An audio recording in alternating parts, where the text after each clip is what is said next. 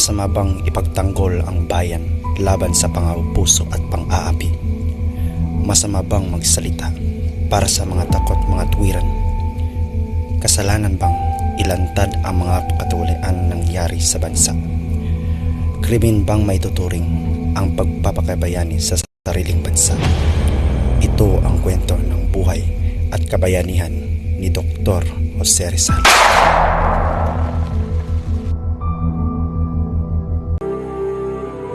On a peaceful and full moon night, a child was born. Everyone was amazed at the child's unusual physical formation, with him having a big head. The child was named Jose.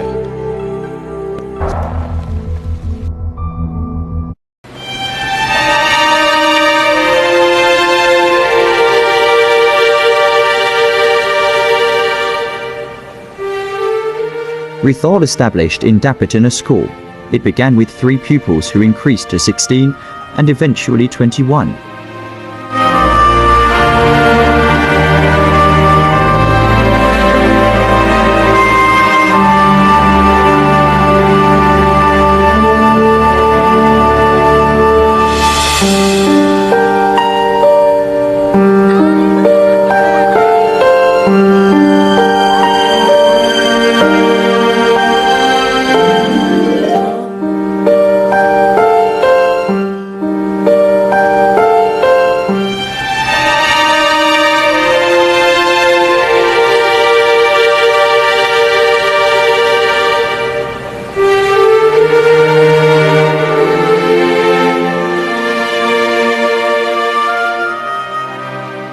Sixteen of his pupils did not pay tuition. Instead of charging them their fees, Rizal made them work in his gardens, fields and construction projects.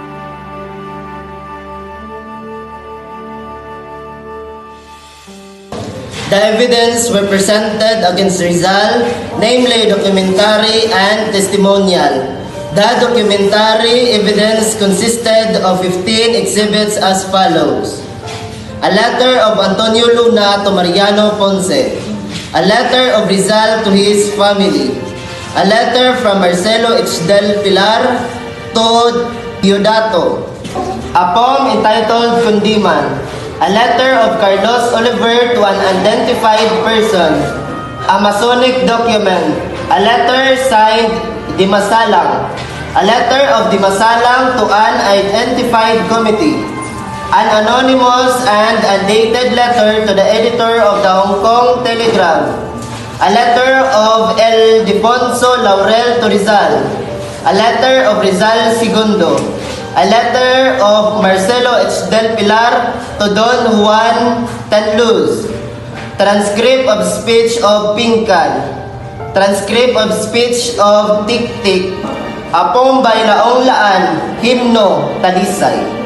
Jose Rizal, ikaw ay akusado ng pag-aalsa, sedisyon at konspirasyon laban sa gobyerno ng Espanya. Ano ang masasabi mo? Hindi ako nagkasala, mga lubong. Ako ay isang manunulat at reformista, hindi revolusyonary.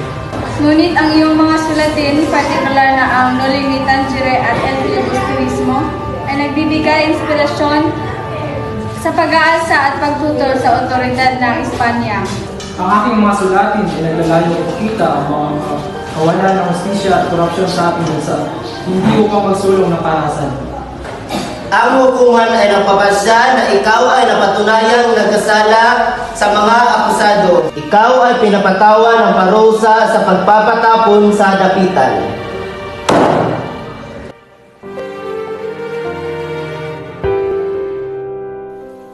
Masama bang lumaban para sa kalayaan?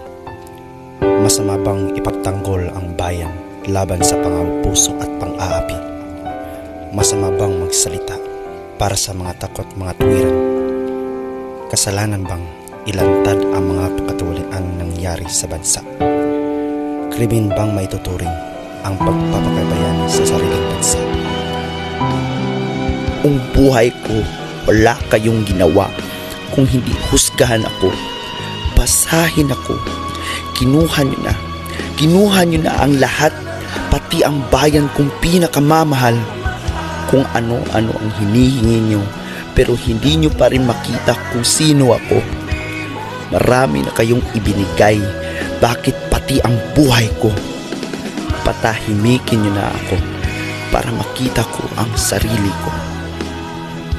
Mamatay akong hindi nakikita ang ningning ng bukang liwayway sa aking bayan. Kayong nakakakita. At huwag kalimutan ang mga nabulid sa dilim ng gabi. Ako si Jose Rizal. Consumatum est.